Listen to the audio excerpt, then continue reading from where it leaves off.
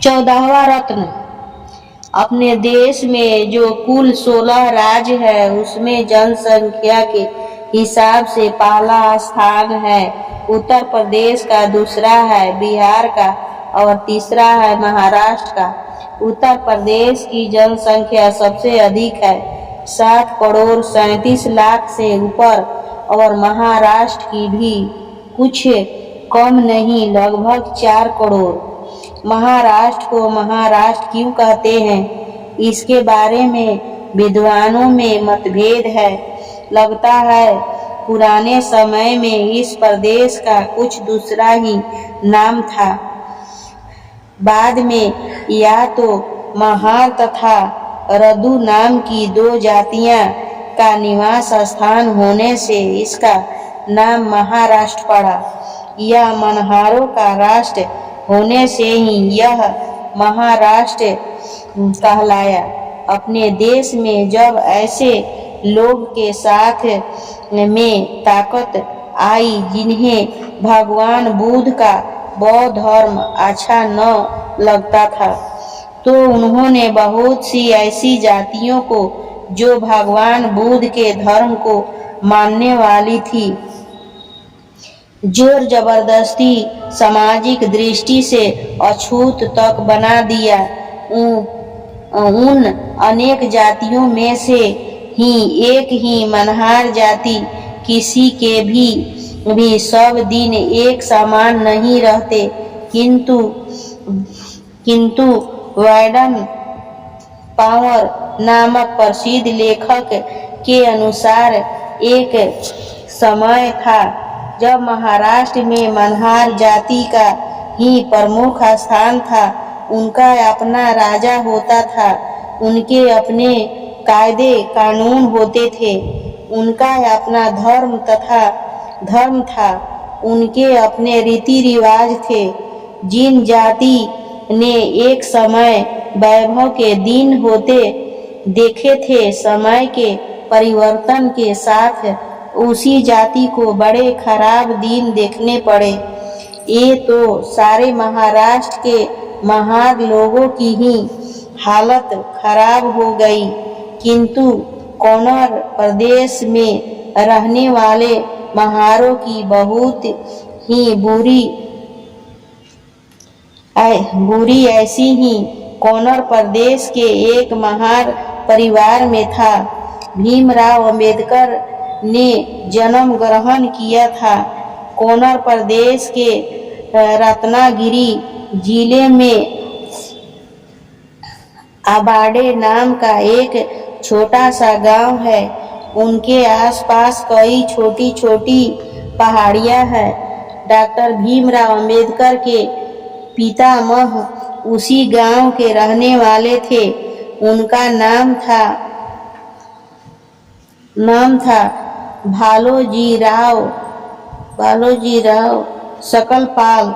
जब मुगलों का राज्य था, जिस समय महाराष्ट्र में पेशवाओं के पेशवाई चलती थी, उसी समय से मालोजी राव के पूर्वज फौजी नौकरी करते चले आए थे।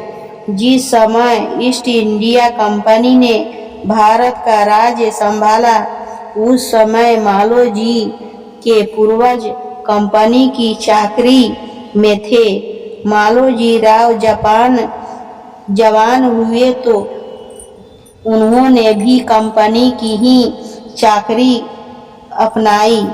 उन दिनों यदि किसी महार का नाम किसी देवता या किसी वीर पुरुष के नाम पर रखा होता तो उसके नाम पर बिगड़ा हुआ रूप ही सरकारी कागज पत्रों में दर्ज किया जाता था।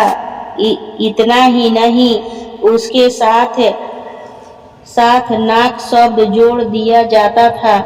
यह नाक शब्द नाग शब्द का ही बिगड़ा हुआ रूप मालूम होता है। मालोजी राव का भी नाम सरकारी कागज पत्रों में माल नाक की दर्ज हुआ मिलता है। उनका कुल नाम सकलपाल सरकारी कागज पत्रों में नहीं ही दर्ज किया गया था। मुगल मराठों तथा पेशवाओं की फौजी नौकरी करने वालों का बहुत करके अपने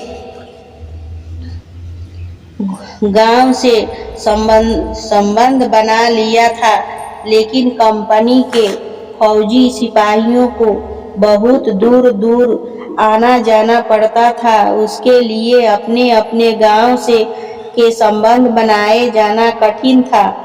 इस प्रकार मालोजी राव सकलपाल का भी अपने गांव अबाड़े से उतना संबंध नहीं रहा। मालोजी राव की 4 संतानें हुई, 3 लड़के और 1 लड़की। 3 भाइयों की एक ही बहन का नाम था मीराबाई। बेचारी जन्म से ही पंगु थी। उसके बाद रामजी का जन्म हुआ। यही हमारे चरित्र नायक डॉक्टर भीमराव अंबेडकर के पिता थे। उनका जन्म सन 1848 के आसपास हुआ था। तीनों भाई बड़े होने पर फौजी नौकर हो गए। उनको फौजी टुकड़ियों के पृथक पृथक जगहों पर रहने के कारण तीनों भाइयों का आपस में मिलना जुलना नहीं होता था। पत्र व्यवहार द्वारा ही थोड़ा बहुत संबंध बना था। कभी छुट्टी मिलने पर घर आते तो बहुत दिन मौज से एक साथ रह लेते। 1892 में महारों की सेना में भर्ती ही रोक दी गई थी। रामजी के पिता मालोजी राव ने सेना में हवलदार के पद पर तरक्की की थी। स्वयं रामजी सेना में पहले रंगरूट के तौर पर भर्ती हुए, बाद में तरक्की करके यह भी सूबेदार बन गए थे।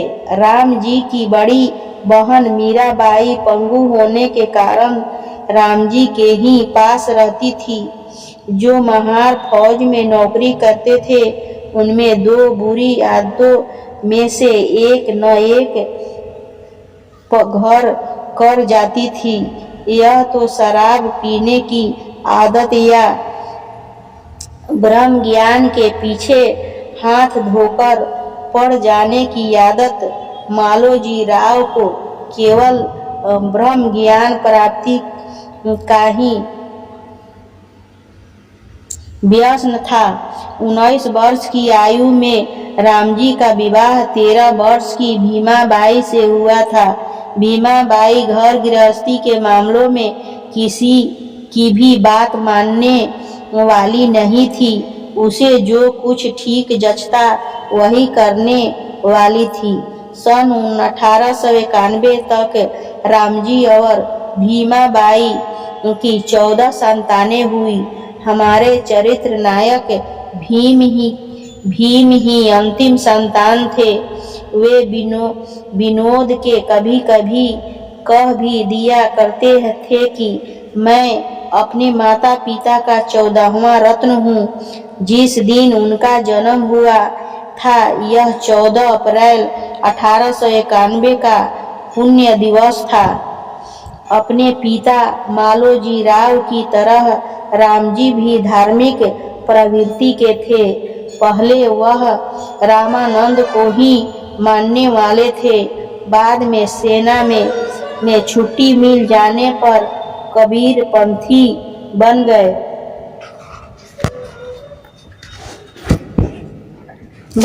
थे। शराब यह कभी पीते न थे। अब मांस खाना भी छोड़ दिया। शाम सवेरे नियम से पूजा पाठ करते। परिवार के सभी छोटे बड़ों के लिए उस पूजा पाठ से शामिल होना आवश्यक था। डॉक्टर भीमराव अंबेडकर को बड़े होने पर अपने बचपन का यह अनुभव कभी नहीं भूला। यह कहते थे कि हमारा परिवार गरीब था किंतु उसका वातावरण एक सुनिश्चित परिवार का था। उसमें पढ़ने लिखने का शौक पैदा हो और हमारा जीवन उन्नत हो, उसकी हमारे पिताजी को बराबर चिंता रहती थी। भोजन करने से पहले यह हमसे पूजा स्थान में भजन प्रार्थना अवश्य ही करवाते थे। मालोजी राव की मृत्यु के बाद मीराबाई परिवार में सभी से बड़ी थी। डॉक्टर अंबेडकर की माता भीमाबाई अपनी पंगु ननद मीराबाई की सेवा का खास ख्याल रखती थी। मीराबाई बड़ी ही शांत और गंभीर स्वभाव की समझदार स्त्री थी। छोटे बड़े सभी इस बात का ध्यान रखते थे कि उसे किसी तरह का कष्ट ना हो। मीराबाई और डॉक्टर भीमराव की माता भीमाबाई दोनों ही भीम को प्यार से भीवा कहकर पुकारती थी। जय भीम, नमो बुद्धाय।